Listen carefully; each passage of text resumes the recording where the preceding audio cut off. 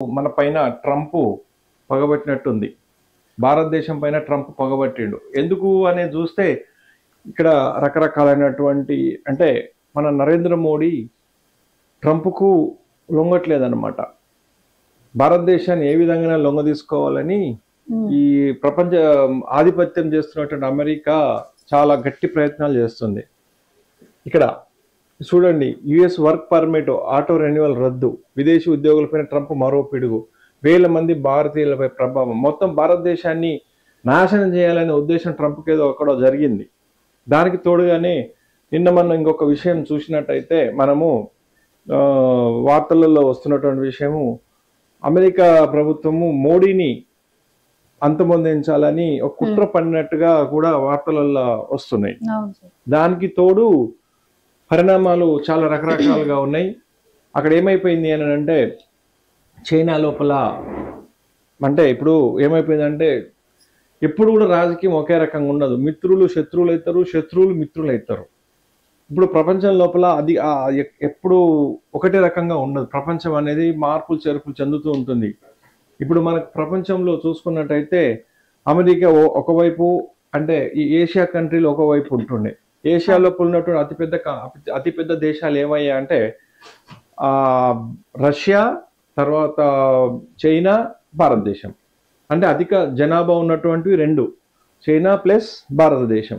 కానీ రష్యా భూభాగం లోపల చాలా పెద్దది, ఆ వనరులు ఎక్కువ, కానీ అక్కడ జనాలు లేక వనరులను తీసుకోలేక ఉన్నటువంటి వాళ్ళని అక్కడ చేసుకుంటున్నారు. అదొక విషయం. అయితే ఈ మధ్యన అమెరికా చేస్తున్నటువంటి అరాచకాలకు అడ్డుపడేయాలని చెప్పేసి మన భారతదేశ ప్రధాని అయినటువంటి నరేంద్ర మోడీ వేరే అన్ని దేశాలను ఒకటి చేస్తుందన్నమాట. ఇప్పుడు అందరం మనం ఒకటైతే అమెరికాను అనగదొక్కొచ్చు, అమెరికా ఆటలు చాలా ఎక్కువైపోయినాయి అని చెప్పేసి వీళ్ళందరూ ఆలోచన చేసి బ్రిక్స్ దేశాలు ఏషియా కంట్రీస్ ను ఒక దాటి తీసుకొద్దామని చెప్పేసి ఆలోచనతోటి మొన్న జరిగినటువంటి ఏదైతే ఉందో చైనా లోపల పోయినసారి అంటే ఆగస్టు, ఇప్పుడు 1 month దగ్గర అక్టోబర్ 31వ తారీఖు, అక్టోబర్ ఇది కదా, సెప్టెంబర్ 31వ తారీఖు నాడు చైనా లోపల బీజింగ్ లోపల ఒక సమావేశం అయ్యింది. ఇందులోపల పుతిన్ రష్యా అధ్యక్షుడు, దాని తర్వాత చైనా అధ్యక్షుడు జిన్పిన్, మన దేశ అధ్యక్షుడైనటువంటి ప్రధానమంత్రి అయినటువంటి నరేంద్ర మోడీ గారు ముగ్గురు సమావేశం అయ్యారు. ముగ్గురు సమావేశం అయిన తర్వాత అక్కడ జరిగినటువంటి సంఘటన ఏమైపోయింది అంటే ఈ సమావేశం లోపల అమెరికాను మనం ఏ విధంగానైనా సరే చేయాలి అనే ఆలోచన, అంటే నిర్వహించాలి, అమెరికా పెత్తనాన్ని మనము అరగదొక్కాలనే ఆలోచనతోటి 3 దేశాలు ఒకటైనప్పుడు అక్కడ అమెరికా ప్రభుత్వానికి మింగుడు పడలేదు. ఎట్లాగైనా సరే దీన్ని ఏదైనా చేయాలి, దీనికి అంతా ఆద్యం పోస్తుంది మోడీని అంతమొందించాలనే ఆలోచనతోటి చేసినటువంటి కుట్రలో భాగంగా అక్కడ జరిగినటువంటి సంఘటన ఒక రకంగా జరిగిందనమాట. అయితే ఒక మీటింగ్ జరిగినప్పుడు ఎక్కడైనా సరే ఒక ప్రోటోకాల్ అనేది ఉంటుంది. ఆ ప్రోటోకాల్ ప్రకారంగా ఎవరు ఏ దేశ అధ్యక్షుడు ఎన్ని నిమిషాలు మాట్లాడాలి, ఎవరెవరు ఎక్కడెక్కడ ఎంతసేపు ఉండాలి, ఏంటిది వాళ్ళు ఎక్కడికి వెళ్ళిపోవాలి అనేది ఎక్కడన్నా ఒక దేశ అధ్యక్షులు కాబట్టి వాళ్ళకు ఒక ప్రోటోకాల్, సెక్యూరిటీ పరంగా అన్ని రకాలైనటువంటి టైమింగ్స్ అనేవి వాళ్ళు మెయింటైన్ చేస్తారు. ఆ మెయింటెనెన్స్ లోపల అక్కడ చైనాలో జరిగినటువంటి ఏదైతే సమావేశం ఉందో చైనా లోపల మనకేది ఎవరెవరు పుతిన్, జిన్పిన్, నరేంద్ర మోడీ ముగ్గురు మాట్లాడుతున్నటువంటి సందర్భం లోపల మరి ఫస్ట్ అక్కడ ఏం జరిగిందేమో తెలియదు, కానీ సమావేశంలో జరగాల్సినటువంటి టైం కంటే కూడా ఎక్కువ టైం అనేది కేటాయించడం జరిగింది. దాని తర్వాత పుతిన్ గారు టైంకు ఆయన వెళ్ళిపోవడం, ఆ తర్వాత పుతిన్ ఏదైతే సమావేశం జరిగినటువంటి సభాస్థలి ఉందో ఆ సభాస్థలి బయట పుతిన్ గారు ఒక్కరే కారులో వెయిట్ చేయడం. ఎందుకు వెయిట్ చేస్తున్నారని ఎవరికి తెలియదు, ఎవరికేం అర్థం కాని పరిస్థితి. దాని తర్వాత మోడీ గారు ప్రసంగించేసేసి మోడీ గారు వచ్చేంత వరకు కూడా పుతిన్ అక్కడనే బయట వెయిట్ చేయడం. ఇదంతా కాకతీయంగా జరిగిపోయింది, ఎవరికి ఏం అర్థం కాలేదు. దాని తర్వాత పుతిన్ నరేంద్ర మోడీ గారు దాదాపు 30-40 minutes అదే కారులో కూర్చోవడం, ఇవన్నీ జరిగిపోయినాయి. అది ఎందుకు జరిగింది, ఏమైందని ఎవరికి తెలియని విషయం అక్కడ జరుగుతుంది. జరిగిన తర్వాత ఈ పరిస్థితి ఏమైపోయింది అని అంటే అరగంట సేపు ఏం చేస్తున్నారు అనేది ప్రపంచ దేశం ఎవరికి అర్థం కాలే. దాని తర్వాత అదే రోజు ఒక మళ్ళా వాళ్ళు ఎవరైతే ఆ హోటల్కి వెళ్ళాలో ఆ హోటల్కి వెళ్ళాల్సినటువంటి టైం కూడా చేంజ్ అయిపోయింది. హోటల్ దగ్గరికి పోయిన తర్వాత కూడా గది లోపలికి వెళ్ళాల్సినటువంటి వీళ్ళిద్దరు కూడా అరగంట సేపు చక్కర్లు కొట్టారు అక్కడనే హోటల్ చుట్టూ కూడా నార్మల్ గా తిరిగారు అనమాట. ఎందుకు తిరుగుతున్నారు అనేది ఎవరికి అర్థం కాలే. ఇక కొన్ని సాంకేతిక కారణాల వల్ల కొంత టైం తర్వాత వాళ్ళకు అనుకున్న టైం కంటే దాటి వేరే టైంలో హోటల్కి వెళ్ళడము జరిగింది. ఏది ఏ పత్రికలు కూడా ఆ టైంలో ఎవరికి ఏం తెలియనటువంటి విషయం కాబట్టి ఎవరికి ఏం తెలియలేదు. తర్వాత ఒక జరిగిన సంఘటన ఏమైపోయిందని అంటే, అమెరికాకు చెందినటువంటి సిఐఏ ఏజెంట్ ఎవరైతే ఉన్నారో, ప్రభుత్వానికి సంబంధించినటువంటి సిఐ ఏజెంట్ అయితే ఎవరు ఉన్నారో ఆఫీసర్, అతను బంగ్లాదేశ్ లోపల ట్రైనింగ్ అంటే వాళ్ళకు బంగ్లాదేశ్ సైనికులకు ట్రైనింగ్ ఇచ్చేటువంటి వ్యక్తి అమెరికాకు సంబంధించిన సిఐఏ అనేది అమెరికాకు సంబంధించిన సైనిక దాని పేరు. ఆ సిఐఏ వాళ్ళు గ్రేట్ ఆఫీసర్ ఎవరైతే ఉన్నారో అదే టైం లోపల ఇక్కడ ఈ సమావేశం జరుగుతుంది, ఇక్కడ ఇవన్నీ జరుగుతున్నాయి. ఎక్కడ చైనా లోపల, బంగ్లాదేశ్ లోపల ఒక సంఘటన జరిగింది. అంటే ఇవన్నీ ఎందుకంటే మన ఏ మీడియా కూడా కవర్ చేయలేదు, ఏ మీడియా కూడా ఎవరు చెప్పలేదు. కానీ ఇక్కడ జరిగినటువంటి సంఘటన ఏం జరిగిపోయిందంటే ఎవరు ఏమైందో అర్థం కాని పరిస్థితుల్లో ఉన్నారు కాబట్టి ఎవరు కూడా తెలియదు. కానీ అదే టైం లోపల అక్కడ అనుమానాస్పద పరిస్థితుల లోపల ఆ యొక్క ఆఫీసర్ చనిపోవడం జరిగింది. ఎంబసీ దగ్గర ఆఫీసర్ చనిపోవడం జరిగింది. చనిపోయిన తర్వాత జరిగినట్టు పరిణామం ఏమైపోయింది అని అంటే, బంగ్లాదేశ్ పోలీసుల్లో కూడా తెలియదు ఆ విషయం, చనిపోయాడు అని చెప్పేసి. ఒక దేశ పౌరుడు విదేశాల లోపల చనిపోతే సామాన్య పౌరుడైనా ఎవరైనా ఆ యొక్క పౌరుడు ఏ విధంగా చనిపోయిండు, ఎందుకు చనిపోయిండు అనేది పోస్ట్మార్టం రిపోర్ట్ అనేది ఆ దేశము ఎవరైతే పౌరులు ఉన్నారో ఆ పౌరులు దేశానికి అందించాలి. అక్కడ ఏమైపోయిందంటే బంగ్లాదేశ్ లోపల ఏదైతే ఈ ఒక సైనిక అధికారి ఆఫీసర్ అయినా అలాంటి అతను చనిపోయినా కూడా వాళ్ళు పోలీసులకు ఎలాంటి సమాచారం చేయకుండా పోలీసులు వచ్చే లోపల ఎంబసీకి సంబంధించినటువంటి వాళ్ళు వచ్చేసి సైనిక సిఐఏ ఏజెంట్లు వచ్చేసేసి వాళ్ళ అధికారిని చనిపోయిన అధికారిని తీసుకొని వెళ్ళిపోవడం జరిగింది. ఇమ్మడే అమెరికాకు పంపేయడం జరిగింది. ఇంత విషయాలు అనేటివి జరిగినాయి అన్నమాట ఆ టైం లోపల.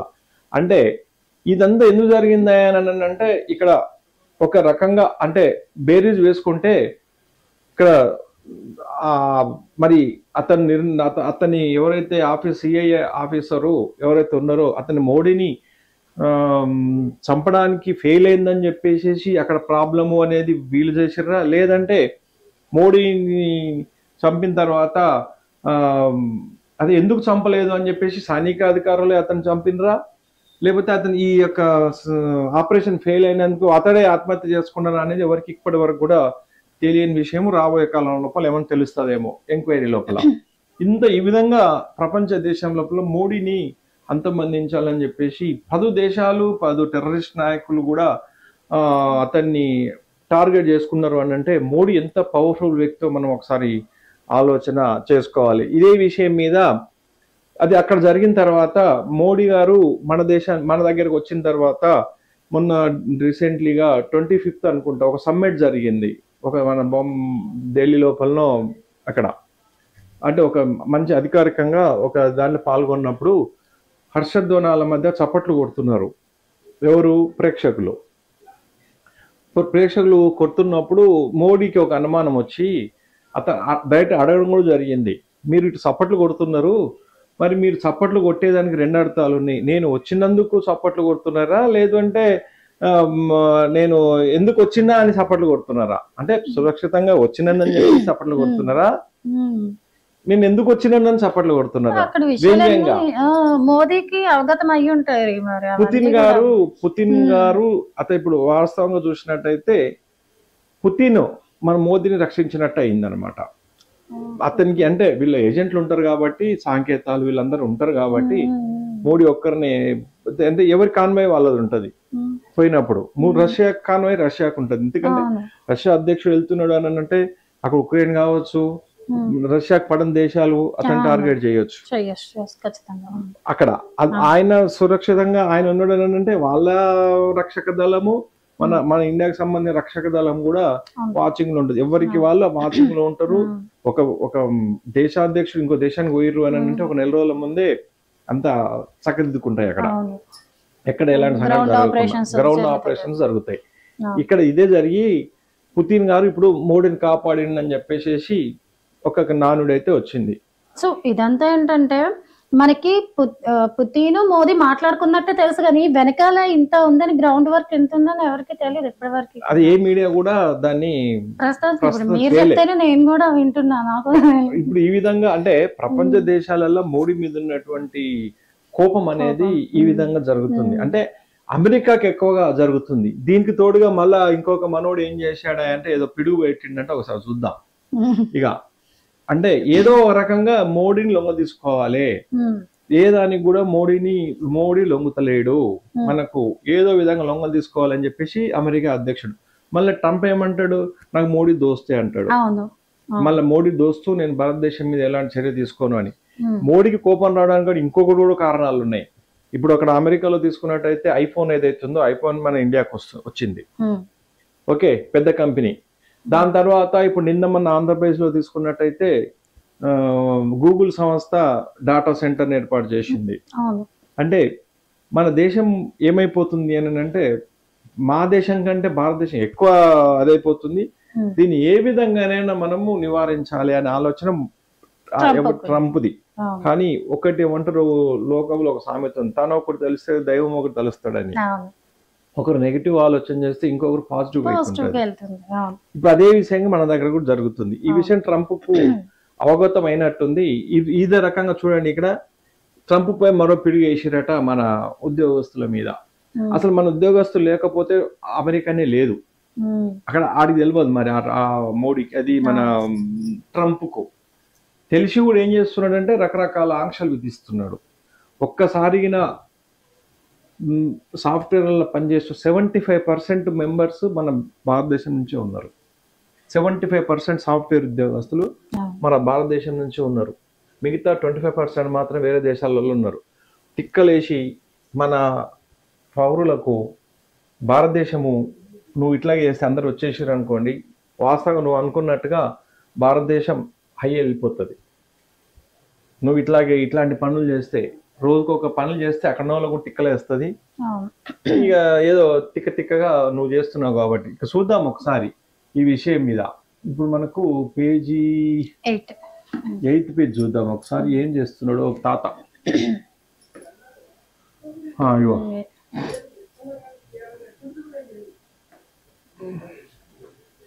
విదేశీ ఉద్యోగులపైన మరో పిడుగు, 1000 మంది భారతీయుల ప్రమాదం. వాషింగ్టన్ నిన్ననే కదా 30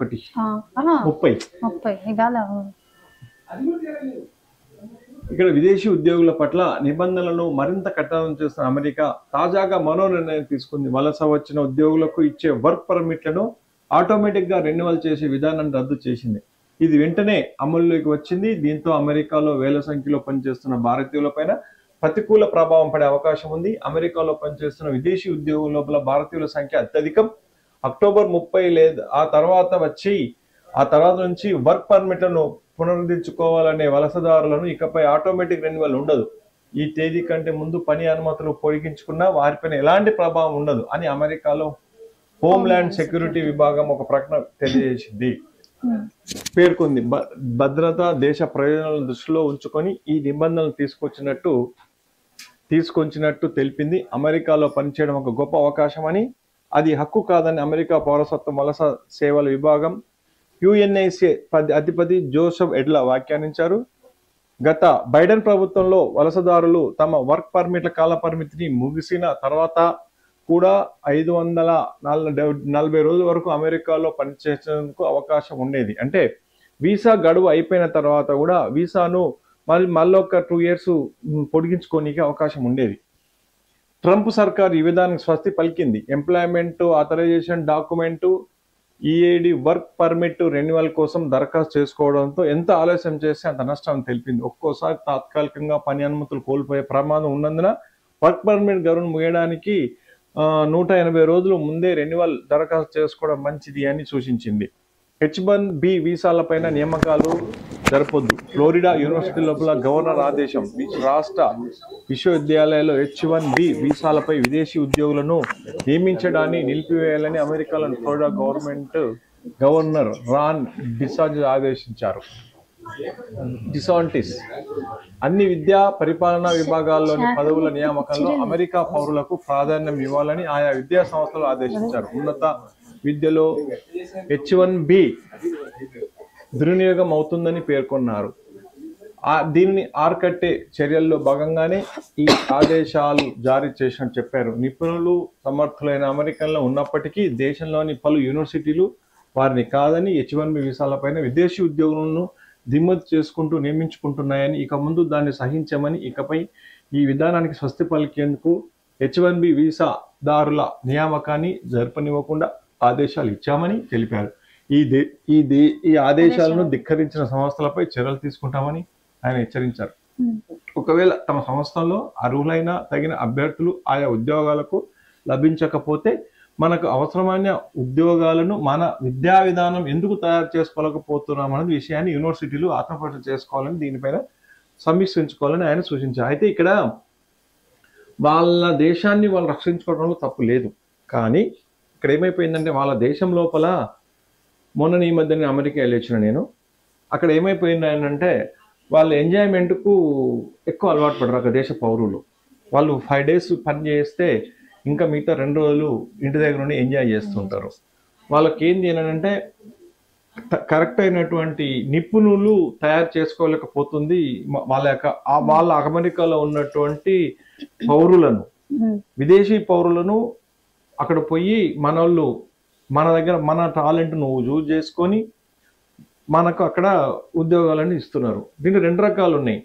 అమెరికా పౌరులు ఎక్కువ జీతాలు అడుగుతారు, మనోళ్ళు అయితే వచ్చిన జీతం ఎంత వస్తే అంత చాలని చెప్పేసి మనోళ్ళు అడుగుతారు, అడ్జస్ట్మెంట్ అవుతారు. ఆ రకంగా కూడా కంపెనీలు చూస్తున్నాయి అన్నమాట.